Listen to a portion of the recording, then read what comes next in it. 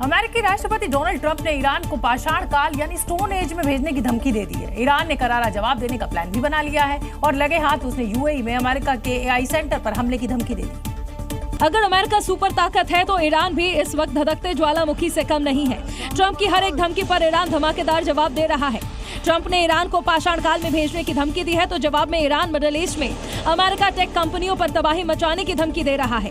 इतना ही नहीं, ईरान ने अमेरिका को एक और बड़ी धमकी दी है। ईरान का दावा है कि यूएई में अमेरिका का 1 गीगावाट के स्टारगेट एआई डेटा सेंटर उनकी मिसाइलों के टारगेट पर है। वो जब चाहे ट्रिगर दबाकर वहां तबाही मचा सकती है।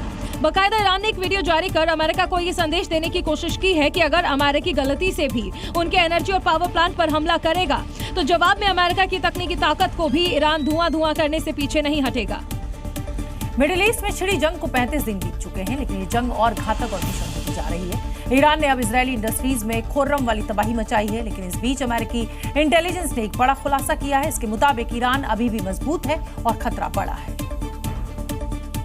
अमेरिकी इंटेलिजेंस की रिपोर्ट डोनाल्ड ट्रंप के उस बयान से अलग है जिसमें वो कह रहे थे कि अमेरिका ने ईरान की आर्मी और नेवी को खत्म कर दिया।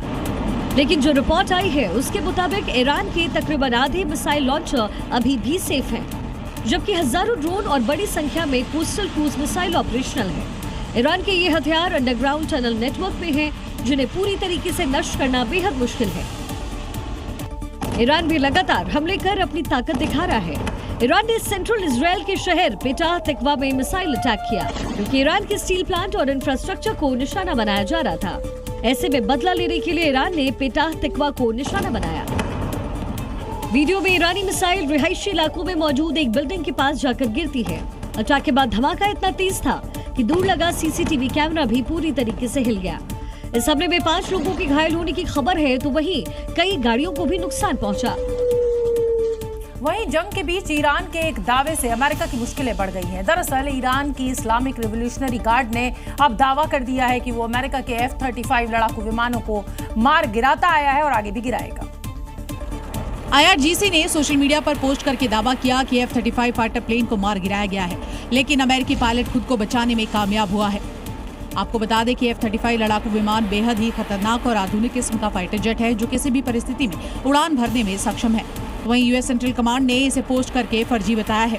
कहा, हॉर्मूज पर अमेरिकी फाइटर प्लेन F-35 को गिराने का दावा गलत है।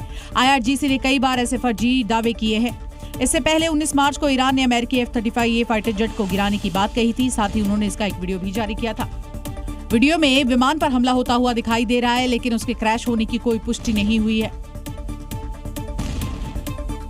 वहीं देर रात ईरान ने इजराइल के कई शहरों को टारगेट किया और लगातार बम बरसाए। हमले की वजह से पूरे इजराइल में सायरन की आवाज भी सुनी गई। अब इस्लामिक रिवॉल्यूशनरी गार्ड ने इजराइल पर हमले करने का पैटर्न चेंज कर दिया है, जिसका सबूत ये तस्वीर है। देर रात ईरानी बैलिस्टिक मिसाइल ने इजराइल के शहर पेटाह तिक्वा पर टारगेट किया है। हमले के बाद का वीडियो बेहद विध्वंसक दिखाई दे रहा है। धमाके की आवाज दूर तक सुनी जा रही है।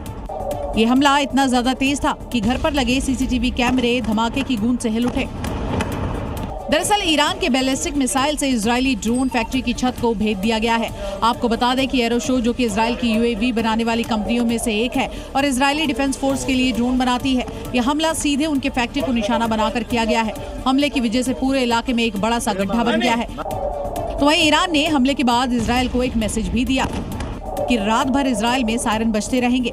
वहीं इजराइल के हाइफा में भी क्लस्टर बम की वजह से हमले किए गए, जिससे गाड़ियों पर छर्रे और धमाके का मलबा गिरने से कई गाड़ियों में आग लग गई है और अभी तक किसी के हताहत होने की पुष्टि नहीं हुई है।